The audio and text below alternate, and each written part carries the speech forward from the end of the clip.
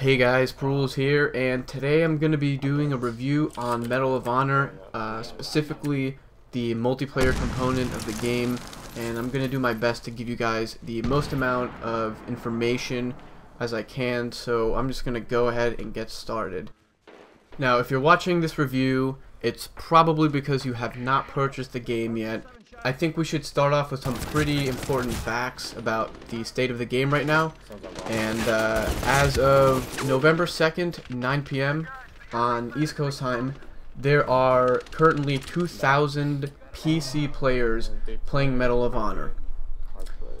And for Battlefield 3, we're looking at 35,000 players currently on the PC. And the reason I bring that up is this should give you a bit of an idea of how the shelf life of Medal of Honor is going to work out for itself, because these numbers I'm giving you right now are clear proof that the marketing for this game was beyond insufficient. I mean, the game could have been absolutely perfect, but these numbers are incredibly low, and I don't think that's just because of the mixed and mostly negative reviews I'm seeing, but it's just because of the fact that no one knew what this game was, and a lot of the people playing it are probably just crossing over from Battlefield 3, and as that is a result of EA marketing more towards its own fan base as opposed to actively, you know, on television and stuff like that. So that is a huge bummer. I mean, completely regardless of what this game plays like, the marketing itself is absolutely killing it, and at this point I'm honestly gonna say I think it's too late for it. And if you're someone who only purchases a few games a year, Medal of Honor is not the first-person shooter for you. I mean, judging by the current player base, I am not expecting there to be that many people playing it within the first year of the game being out, which is really unfortunate because I think it's a decent game, but I'm really trying to be as objective as possible and just give you guys the facts, and the player base situation is just looking really grim. Another concern of mine for Medal of Honor is that now the game has been out for like a couple of weeks, I think, and the patching has not solved a lot of the major problems that people have been complaining about, and luckily I have not had issues with hardware compatibility or anything. I'm able to run the game and record it just fine, but plenty of people I know deal with constant crashing, regardless of the way they set up their settings and all that, which is really unfortunate because if you think about it, the game's out for a couple of weeks, people are noticing that they're just coming on just to crash, and they're not going to go back to the game even once it's fixed because the game is leaving a really bad impression right now. And that might not seem like a big deal for you guys, like, oh, a lot of the problems they're having in the game can just be patched out. But I mean, it has been out for enough time where reviews have circulated, and a lot of people are going to be turned off from this game. And I've never heard of a title being released where it was just absolute shit at first, and then just by some miracle, tons of people started playing it after a patch came out. I mean, that doesn't happen. So, just going back to my original point for this first part of the review, the game is an absolutely terrible investment if you only pick up a couple of games every year. So now I'm going to try and give you guys a little bit more of my personal experience with the game to the best of my ability. I've played the game for about 10 hours now, and I think it's critical for someone who's reviewing a game to play the game for more than, like, you know, a couple of hours, because I saw so many reviews of people who were extremely low level, their gameplay looked like dog shit, and I can't really take any kind of review seriously unless I know the player is going to be good at that game. In the footage you're seeing here, I went something like 34-3, and I'm trying to show you guys that I've understood the game mechanics and I've become really comfortable with it. So this is coming straight out of the mouth from a person who's given the game some time. Now, as you probably already know, Medal of Honor focuses a lot on their class system, and we've got 6 classes: the Sniper, Assaulter, Demolitions, Heavy Gunner, Point Man, and Spec Ops. And I've played pretty much just Spec Ops and Point Man because I think all the other classes are pretty weak. Actually, I'll admit that Assaulter is quite good, but As far as class abilities go, I think the Point Man and Spec Ops is the most interesting. To give you guys a quick idea, the Spec Ops has this ability where you kind of scan your screen and can see nearby enemies. You can make them out with these weird pixelated images that are in, like, I think purple and black and stuff like that. And the Point Man has this ability where you get 30 rounds of high-powered ammunition, with the drawback of having, I think it's increased recoil when these rounds are loaded into your gun. If you ask me personally, the sniper class is pretty useless as far as being a help to your team. There is a 50 caliber sniper rifle that pretty much trumps all the other ones that you get, which is kind of unfortunate because it's, you know, just this easy one-shot hit to the chest and you get a kill, while all the others require at least 2. So, and then we've got the Assaulter, who's got pretty cool weapons, but again, their ability isn't too interesting to me, so I don't play it that much.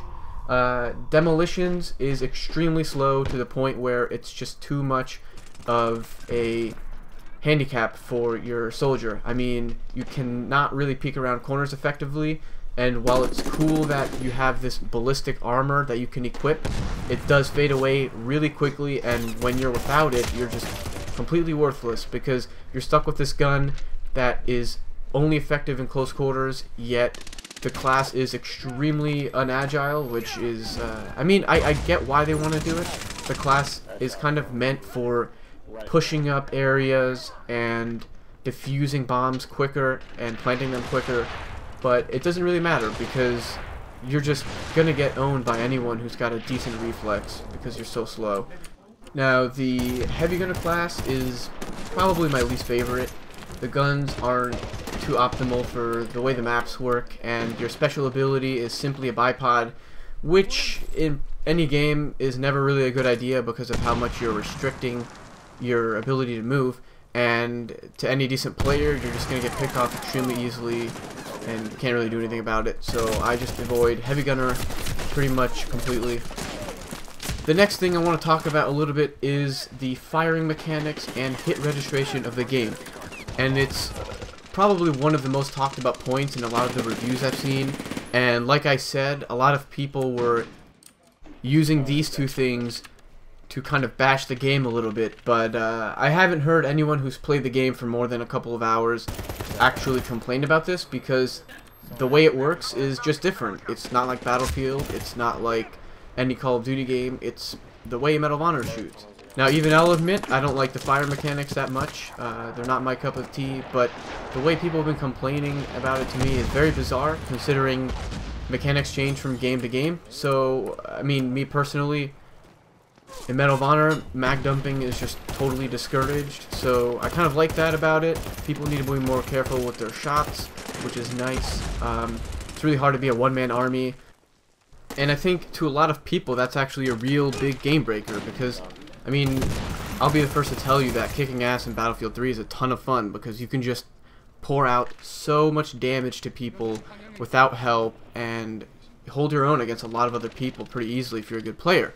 And you just can't do that in this game. I think people feel like they're not rewarded for their skill and their reflexes and their precision when they play, because they can't just take everyone on at once. But in any very competitive first-person shooter, and my first example is going to be Counter-Strike for the PC and Halo for the console, you can't really just take a ton of people on your own. I mean, granted, there are a lot of really good players who can pull off a clutch like 1v4 or 1v5 or something in something like Counter-Strike, but those aren't constantly happening. I mean, these games emphasize teamwork, and they ask you that you don't completely separate yourself from the people you're working with, because then you're going to be at a disadvantage when you're playing against a team that can stick together.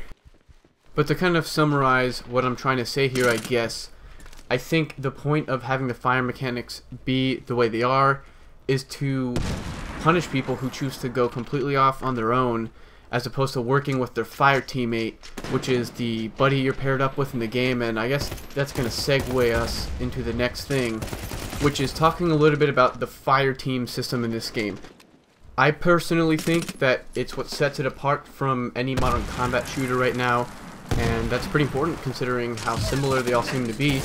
And so what Medal of Honor pretty much does, it asks you to work closely with one specific teammate in order to complete objectives really effectively. Now what you can do with this one fire teammate is replenish your ammo and health with them, and this doesn't really have a cooldown or anything. I mean, so if you're sticking to this fire teammate, you can do a lot of damage to the other team, which kind of, you know, raises the question again about the firing mechanics. I mean, yes, it's a little hard to hit your enemies, but you're supposed to spend a majority of your time communicating with your fire teammate and shooting at targets together and constantly calling out when you need things and when you see enemies and where they are. So if you're someone who's trying to play this game on your own, you're gonna have a really spectacularly shitty time playing this game. I have played maybe like an hour or two solo maximum because I just cannot stand it. The benefits of playing with another player are just too high, so I just don't really bother logging in unless I have someone who I know I can talk with over voice comms, like Mumble or something. But for me personally, the game is a tremendous amount of fun when you're actually playing with someone, because you just can constantly get your health and ammo back, and you're just fighting off people for really long periods of time, which you can't do in other games in quite the same way. So anyways, I think I'm going to try wrapping up around this point because I've covered the things that I think are most important to the fun factor and longevity of the game. So I just wanted to say again, I tried not to talk about the current bugs and interface issues, which I would agree are, you know, really fucking annoying, but they're things that can technically be fixed. Now, as far as the fundamentals of the game, I think it's actually quite good and it has a lot of potential, but the marketing is just destroying it, and at this point it's kind of too late for recovery. But if you have the money to spend and you really feel like getting a new first-person shooter, it might be worth checking out the game. Because I have Battlefield Premium, I was able to get the game for $30, but I know a lot of people don't have access to that offer, so $60 for this game seems like kind of a tough thing to swallow. But if you have the money, I honestly say go for it. It's not going to bore you to death if you have someone that you know you can play with really closely and cooperatively. All of this is obviously assumption, but it's a pretty safe bet that this game isn't going to have a huge player base, and I mean, it's already pretty noticeable. I mean, I'll be playing the game late at night, and like there's like just a handful of servers that I can choose from, and I'm not even that picky of a player when it comes to different game modes and stuff. As far as Medal of Honor Warfighter currently stands, it's really hard to just give it a number review because of how many things can be fixed and really help this game. I'm not too confident that the developers can work fast enough to fix these problems in time, but I guess the best way to put it is that for $30 I definitely didn't feel like I was robbed. I genuinely can say I think the game is worth trying out because there are some people who really love it and see it for all of its good instead of some of the bugs and the interface that is currently plaguing the game. I really hope this video helped you guys make a decision, or even if you already have the game, maybe you could drop a comment and let me know what you think. I had a lot of fun doing this, so I think I'm going to try doing some more shooter reviews if I get a good enough response. So I would really appreciate it if you guys dropped a like if you liked it, so I can see what you guys think, and I'll see you all in my next video.